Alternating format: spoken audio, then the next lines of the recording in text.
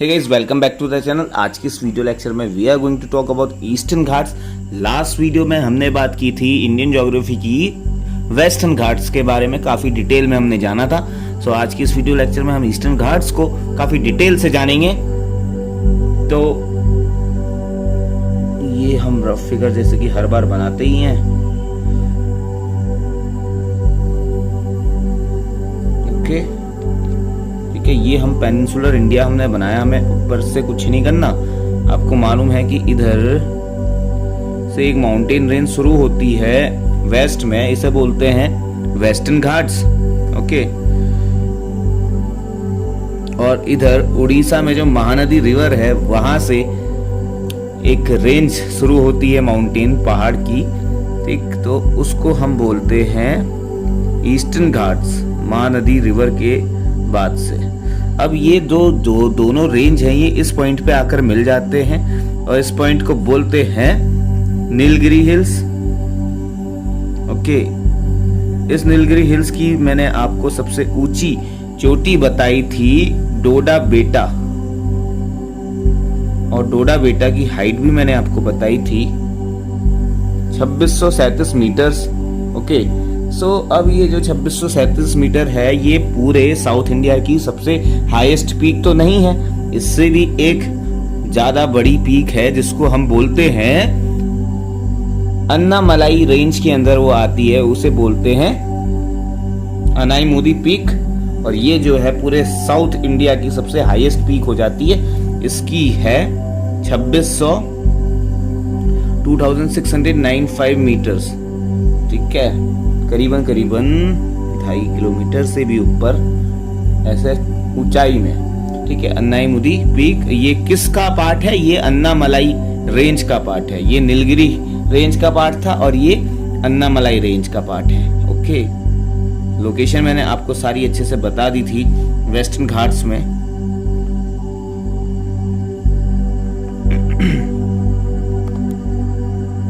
तो इतनी चीज आपको क्लियर है। अभी तक लास्ट वीडियो में हमने वेस्टर्न घाट्स में बात की थी, तो ये सारी चीजें हमने जान ली थी, हमने डिटेल में देखा था। नीलगिरी हिल्स, अन्नामलाई रेंज, ठीक है, नीलगिरी रेंज, फिर हमने कार्डमम हिल्स भी देखा था, हैं, और पालनी हिल्स के बारे में भी हमने बात की थी जो कि तमिलनाडु में है। और आपको ये मालूम होगा कि ये अगर ईस्टर्न घाट्स है, ये इसके और इसके ये वाला पोर्शन जो है आपको बीच में दिख रहा है, ये इसको क्या बोलते हैं? इसको ईस्टर्न कोस्ट बोलते हैं। और इस वाले पोर्शन को जो वेस्टर्न घाट्स और यहाँ के बीच में यानी कि अरेबियन सी के बीच में दिख रहा है, इसको क्या बोलते हैं? इसको बोलते हैं वेस्टर्न कोस्ट। ओके, वैसे इसको क्या बोलते हैं? ईस्टर्न कोस्ट, ठीक। और बीच में ये वाला जो पोर्शन है अपने पास ट्रायंगुलर शेप का, इसको बोलते हैं दक्कन का पठार, डेक्कन प्लेट्यू। और ये जो पूरा का पूरा यहाँ से यहाँ तक पोर्शन दिख रहा है, ये है पेनिनसुलर इंडिया। इतनी चीजें तो क्लियर होंगी आपको। सो देखिए, सबसे पहला पॉइंट जो है ईस्टर्न घाट्स के बारे में कि ये है डिस्क्रीट रेंज है। डिस्क्रीट रेंज से आप समझे क्या मतलब होता है डिस्क्रीट रेंज का? डिस्क्रीट रेंज का मतलब होता है एक ऐसी रेंज जो कंटिन्यूअस नहीं होती, लगातार नहीं होती, बीच बीच में नदियां जो है इसको इरोजन कर देती है, काट देती है कटाव से। तो यहाँ पे जो है नेचुरली आपको गैप दिखेगा, ठीक है। यहाँ पे पासेस बनाने की आपको जरूरत नहीं है, ऑलरेडी गॉड गिफ्टेड यहाँ पे पासेस है यहाँ से, यानी कि इस साइड से आप दूसरे पहाड़ के दूसरे साइड इजीली जा सकते हैं। और ये पासेस बनते हैं रिवर के द्वारा, ठीक है। तो रिवर कौन कौन सी ये भी आपको यहाँ पे जानने के लिए मिलेगी इस वीडियो पे। तो पूरी वीडियो देखिए, लास्ट तक देखिए, और अगर आपको पसंद आती है तो लाइक करें, इस चैनल को सब्सक्राइब करें अगर आपने अभी तक नहीं किया है, और साथ में इसे शेयर भी कर दें। So this is not continuous discrete range. Okay, और अगर थोड़ा सा और आप इलेबोरेट करना चाहो तो आप लिख सकते हो कि it is a chain of highly broken, एक एक शब्दों पे गौर कीजिएगा, it is a chain of highly broken and detached hills, ठीक है, यानी कि कटे फटे टूटे बीच से। जैसे कि मैंने आपको बता ही दिया कि रिवर जो है यहाँ पे इनको जो है इरोजन कर देती है इनका, इन पहाड़ियों का, ठीक है। और ये कंपैरेटिवली इनकी जो हाइट है ईस्ट वेस्टर्न घाट्स की कंपैरिजन में ये कम भी है, ठीक। सो ये सारे के सारे जो हैं एक ही चीज को डिनोट करते हैं कि भाई ये जो है कंटिन्यूअस माउंटेन रेंज नहीं है। बात करें इसके एक्सटेंशन की यानी कि इसके विस्तार की, तो आपको मैंने बोल दिया था ये है उड़ीसा, यहाँ पे महानदी रिवर बहती है। तो महानदी रिवर से लेकर ये जाता है नीचे साउथ में तमिलनाडु में एक जगह है वेगई नदी भी है, तो इसका एक्सटेंशन हो जाएगा Mahanadi to Vaigai river, that is in Tamil Nadu. और महानदी कहाँ है? उड़ीसा में। बात करें यहाँ से यहाँ तक की इसकी अगर टोटल लेंथ की हम बात करें, तो आपको अगर मान लीजिए उड़ीसा से आपको तमिलनाडु का डिस्टेंस कवर करना है, एक बेसिकली लमसम मैं बताऊं तो 1300 किलोमीटर है, ठीक है। लेंथ हो जाएगी 1300 किलोमीटर, एवरेज एलिवेशन 600 मीटर, ठीक है। They are comparatively less in height than western Ghats and they are even more eroded than western Ghats. Okay, इतनी सारी चीजें आपने देखी हैं। अब क्योंकि नदियों ने इनका इरोजन कर दिया है, तो इनकी जो हाइट है they are comparatively less than western Ghats. Okay, तो आप समझ रहे ना मैं क्या कहना चाह रहा हूँ। जैसे आपने वेस्टर्न घाट्स में देखा था कि इसकी जो सबसे ऊंची चोटी थी यहाँ साउथ में आपको दिखी थी नीलगिरी के नीचे अन्नामलाई रेंज में, और अनाईमुदी जिसकी ये थी हाइट थी 2695 मीटर, ठीक है। वैसे आप यहाँ पे देखोगे ईस्टर्न घाट्स में, तो इसकी जो सबसे हाईएस्ट पीक दिखेगी यानी कि इससे कमी दिखेगी, 2695 से तो कमी होगी, और बेसिकली इससे बहुत कम होगी, यानी कि जो सेकंड हाईएस्ट रेंज है साउथ इंडिया की उससे भी कम होगी। अभी आप देखना, बात करें इसकी चौड़ाई की, तो नॉर्थ में यानी कि ऊपर वाले पोर्शन में आपको इसकी चौड़ाई देखने के लिए मिलेगी 200 किलोमीटर्स और साउथ में 100 किलोमीटर्स। फोकस करेंगे इसके पहले वाले पॉइंट में कि मैंने बोला था दे आर नॉट कंटिन्यूअस, और ऐसा इसलिए they are not continuous because they are eroded by the streams of Godavari, Krishna and Kaveri river, ठीक है। जैसे कि मैंने आपको बता के इरोजन का मतलब होता है कटाव पहाड़ों का, पर्वत का, जो कि नदियां काटती हैं, ठीक है। क्यों? अपने बहाव के कारण बहुत कोई नदियों का नेचर होता है वो बहुत तेज बहती है, क्योंकि एकदम से चट्टानों से मतलब पहाड़ियों से उतरती है, जैसे हिमालयन रिवर्स आपने देखी थी, और कुछ नदियां बहुत स्लोली काटती रहती है। तो ये जो ईस्टर्न घाट्स का जो कटाव है ये ऐसी स्लो इरोजन है, क्योंकि यहाँ पे इतना ज्यादा रिवर में बहाव तो होता नहीं है as compare to Himalayan rivers. और इन नदियों ने काटते काटते इस कदर इन पहाड़ों को काट दिया कि इस पहाड़ों के आसपास, मतलब ये ईस्टर्न घाट्स के आसपास एक काफी लार्ज अमाउंट पर इन्होंने एक अपनी वैली बना ली है। सो reverse like Godavari had developed a wide valley आप समझ रहे हैं, मतलब एक नदी तो होती है काफी सक्रिय होती है, मतलब पतली पतली धारा होती है इसकी और चुपचाप से बह के आ रही होती है, और ये नदियां जो है काफी चौड़ी है, मतलब इन्होंने काट के पहाड़ को अपना जो रास्ता है काफी चौड़ा बना दिया, काफी लार्ज अमाउंट में ये फैली हुई है, ठीक है। वॉल्यूम इसमें बहुत ज्यादा है। अब क्योंकि इनका इरोजन जो एक्टिविटी है वो ज्यादा है, तो यहाँ पे लैंड भी कैसी होगी? फर्टाइल होगी, यानी कि यहाँ पे जो रिवर के आसपास जो सॉइल है that is also fertile. So you will write these valleys have fertile soil, hence this area is densely populated. जाहिर सी बात है, जहाँ पे फर्टाइल होगी सॉइल, यानी कि जहाँ की सॉइल की मात्रा और क्वालिटी अच्छी होगी, जो सुटेबल होगी एग्रीकल्चर के लिए, तो वहाँ पे लोग रहना पसंद करेंगे और वहाँ पे जो है पॉपुलस होगा, यानी कि पॉपुलेशन ज्यादा होगी। So it is densely populated. So यहाँ पे आपको मालूम है महानदी रिवर फ्लो करती है, और यहाँ पर जो है गोदावरी रिवर का फ्लो है, ठीक है। गोदावरी रिवर, महानदी रिवर, ठीक है, और नीचे आ जाएगी कृष्णा रिवर। तो जो गोदावरी महानदी से लेके गोदावरी की जो बीच की ये प्लेस है और ये जो घाट्स है यहाँ पर, तो ये शो करते हैं ट्रू माउंटेन कैरेक्टर। ओके, मतलब ईस्टर्न घाट्स जो है यहाँ पर इसके बीच में ट्रू माउंटेन कैरेक्टर का नेचर शो करते हैं। कहने का मतलब यहाँ से लेके यहाँ तक ये जो है एकदम रेगुलर है, कंटिन्यूअस है, ठीक है। उसके बाद फिर आपको गोदावरी से कृष्णा का जो कैचमेंट एरिया आपको दिखेगा कि ये ऑलमोस्ट डिसअपियर है, गायब ही हो जाते हैं यहाँ पे, ठीक है। क्योंकि इसका कारण ये है कि यहाँ पे जो रिवर्स हैं गोदावरी और कृष्णा, ये इन्होंने इन ईस्टर्न घाट्स को इतना ज़्यादा इरोड कर दिया है कि इट टोटली डिसअपेयर्स हियर। तो जैसे हमने वेस्टर्न घाट्स में देखा था कि it was divided into 3 parts, यानी कि northern western Ghats, central western Ghats और सदर्न वेस्टर्न घाट्स। यहाँ पे भी हम ऐसे देख सकते हैं, ये हो गया नॉर्दर्न पोर्शन, ये हो गया सेंट्रल और ये हो गया सदर्न वाला। जो नॉर्दर्न पोर्शन है, जो नॉर्दर्न ईस्टर्न घाट्स है, इसको 2 रेंज में हम डिवाइड कर देते हैं। पहला मलाइया और दूसरा मधुगुला कोंडा। ये बेसिकली जो 2 नाम है, मलाइया और मधुगुला, ठीक। ये नाम है ऊंचे ऊंचे पॉइंट्स के, ऊंचे ऊंचे जो पीक्स हैं ईस्टर्न घाट्स में, इसी वाले पॉइंट पर हैं, ठीक।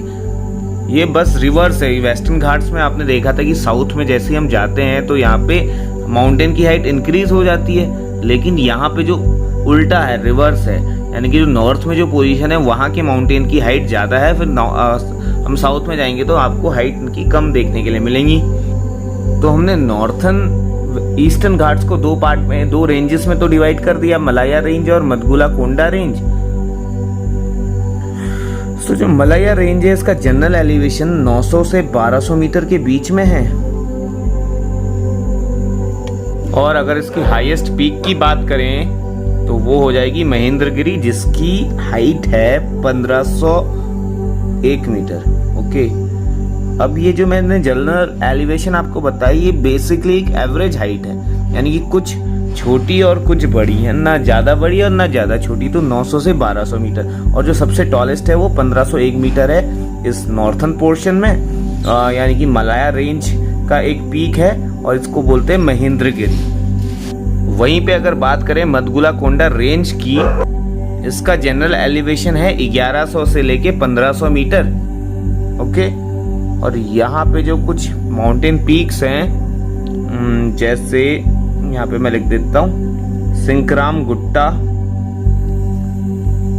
गलीकोंडा और अरायोकोंडा, यानी कि मधुगुला कोंडा रेंज में 3 रेंजेस आपको देखने के लिए मिलेंगी। एक और है, मतलब ऐसे, तो ये जो है 3 मेन इंपॉर्टेंट है, और इससे भी ज़्यादा इंपॉर्टेंट एक और है जो यहाँ की सबसे हाईएस्ट पीक है मधुगुला कोंडा रेंज की, यानी कि नॉर्दर्न ईस्टर्न घाट्स की सबसे हाईएस्ट पीक है वो, और उस नाम को मैं आपके सामने रिवील करने जा रहा हूँ, तो दिल थाम के बैठ जाइए। उसका नाम है the very famous Jind Ganga peak.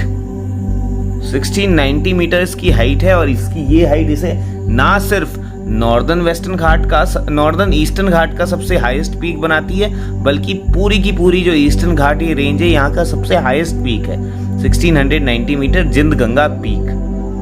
बाकी फिर 1680 मीटर अरायोकोंडा और गलीकोंडा है 1643 मीटर, और सिंकराम गुट्टा 1620 मीटर।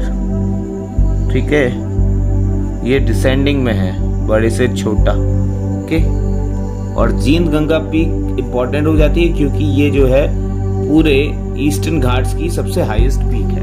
ओके, अब नेक्स्ट पॉइंट मैंने आपको ये बताया था कि इधर ये गोदावरी, ये कृष्णा, बीच में जो इनका जो ट्रू माउंटेन कैरेक्टर था ये हो गया lost just due to the river erosion. और यहां पर है फिर the very famous Krishna Godavari basin, यानी कि इधर में जो सारा एरिया है this is called Krishna Godavari basin. अब क्योंकि ये वाला जो पोर्शन है आपको दिख रहा है Krishna Godavari portion, it is the part of central eastern Ghats and it is famous for gas and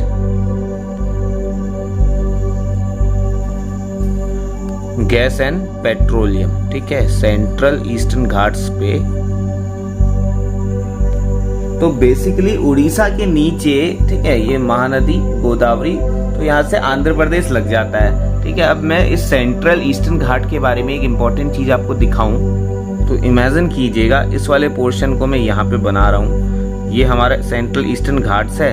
ठीक है, पहाड़ियों से पूरा नहीं घिरा हुआ क्योंकि यहाँ पे जो है इरोजन है और यहाँ पे कृष्णा और गोदावरी ने अपना बेसिन बनाया हुआ है। तो यानी कि एक रिवर वैली है, एक फर्टाइल लैंड है। यहाँ पे दो इम्पोर्टेंट हिल्स एक दूसरे के पैरेलल चलते हैं। इधर वाला पोर्शन जो वेस्ट में है यानी कि इधर इस साइड पे उसको बोलते हैं, सॉरी मतलब इधर वाला पोर्शन जो ईस्ट में है, ठीक है, इधर इस साइड पे जो ईस्ट में उसको बोलते हैं वैली कोंडा, और जो उधर वेस्टर्न तरफ है उसको बोलते हैं पालकोंडा।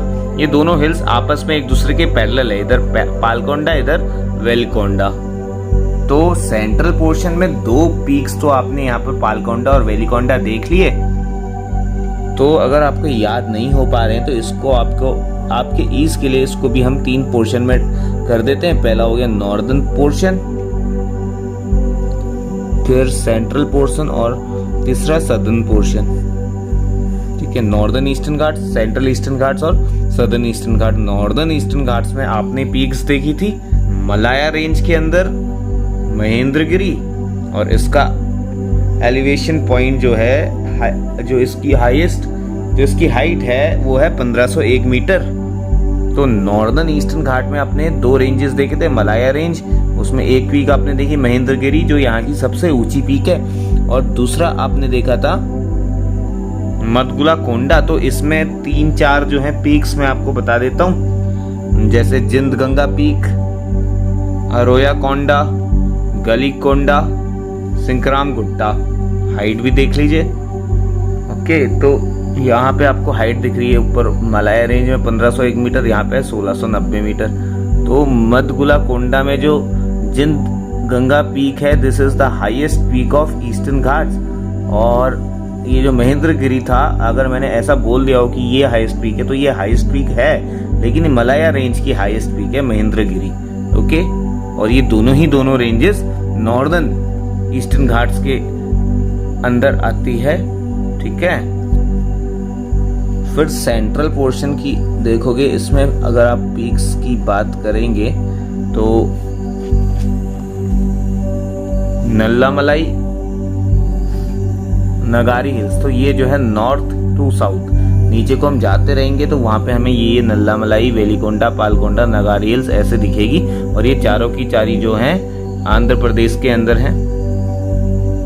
फिर आप आंध्र प्रदेश से थोड़ा नीचे वाले पोर्शन है तमिलनाडु में आप जाओगे तो आपको नॉर्थ टू साउथ ये सीक्वेंस देखने के लिए मिलेगा, जवाड़ी, सेवरॉय, पंचमलाई,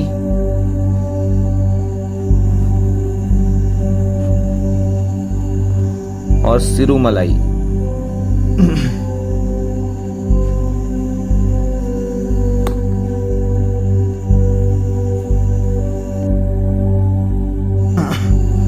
ये हैं तमिलनाडु पे। ओके, ये मैंने आपको सीरीजली बताया है, स्टार्टिंग सबसे ऊपर नॉर्थ में कौन सा है, फिर धीरे धीरे साउथ में कौन सा है।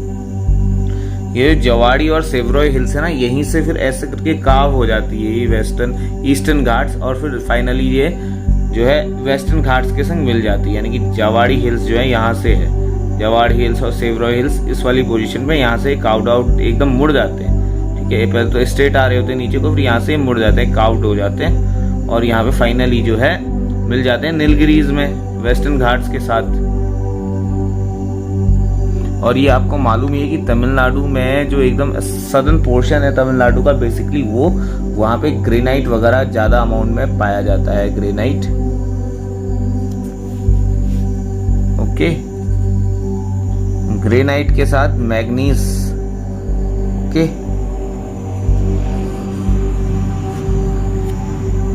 So guys this was all about eastern Ghats. I hope कि आप सबको ये अच्छे से समझ में आ गया होगा, और अगर आ गया है तो प्लीज मेरी इस वीडियो को लाइक कर दीजिए, अपने फ्रेंड्स के संग इसको शेयर कर दीजिए, और अगर आपने अभी तक इस चैनल को सब्सक्राइब नहीं किया है या फिर आप इस चैनल में नए हैं तो प्लीज इसे सब्सक्राइब कर दीजिए। जल्दी से मिलते हैं नेक्स्ट वीडियो पे, तब तक के लिए बाय बाय गाइज।